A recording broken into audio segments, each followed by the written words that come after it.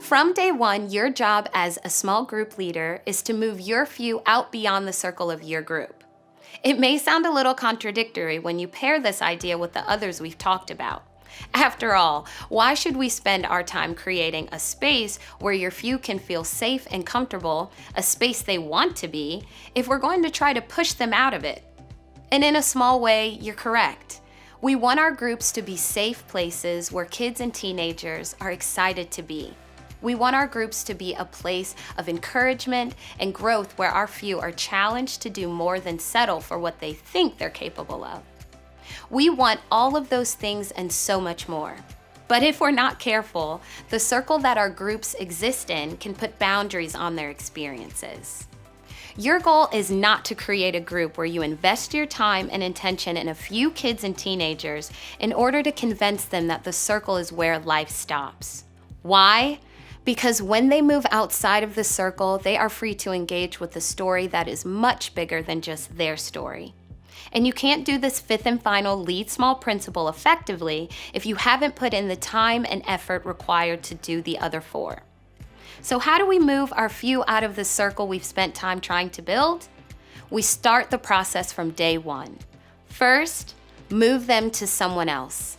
Research shows that a kid who has 3 or 4 committed adult influences in his or her life will have a greater chance of sustaining a mobilized faith than kids who don't. This is why it's so important to move your few out to other people where they can form connections. If your kids or teenagers start connecting with another adult besides you and it bothers you, get over it. It isn't about you.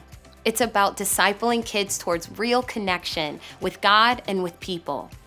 And the more adults you help them connect to, the bigger their concept becomes of who God is, because they will see Him through other adults. Second, move them to be the church. Why are you a small group leader? Because you want to engage in the mission of God and to connect your life with others. Because you've been poured into, and you know that the purpose of being poured into is so that you can pour out into others. This idea is true for your few too. Inside of the group is where they are poured into. Outside of the group is where they pour themselves out. So move them to be the church. Move them towards ministry. Move them towards loving others and serving others, and practicing how to put others first. Move them towards experiences that will shape their perspectives on other people and will broaden their spiritual horizons. Move them out so that loving others becomes a part of their DNA, and so that their faith becomes a living thing. Third, move them to what's next. Transitions can be tough on people, no matter how old or young you are. And part of your job as a small group leader is to do what you can to prepare your few for their next steps. We may be tempted to see some of these transitions as small in comparison to others, but we have no way of knowing how anxious or worried or excited our few are about changes. Moving to the next grade or small group can be a source of fear. Graduating high school unlocks a world of opportunity and also a world of questions. Starting at a new school can be scary. Moving to a toddler bed can be scary. So be prepared to ask yourself, what can I do to help carry them through this? If we don't take the time to think through transitions that our few are going through or will go through, then we're setting them up to get disconnected when it is most critical. Don't assume that your kids aren't anxious about change. Don't assume that your high schoolers are adults and ready to tackle the world on their own. When you move your few out to what's next, you are setting them up for the long haul. From the time they show up in your world or ministry, kids and teenagers are packing their bags. It's a fact of life, and time passes in a blur.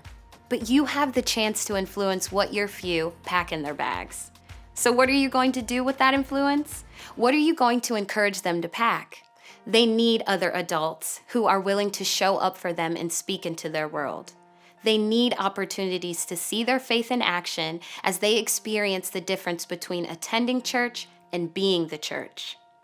And they need as many guiding hands as they can hold on to while they move from one phase of their life into the next. In other words, they need people like you to move them out of the comfortable circles and teach them that they are capable of big things. You can't do this for every kid, but you can do this for a few.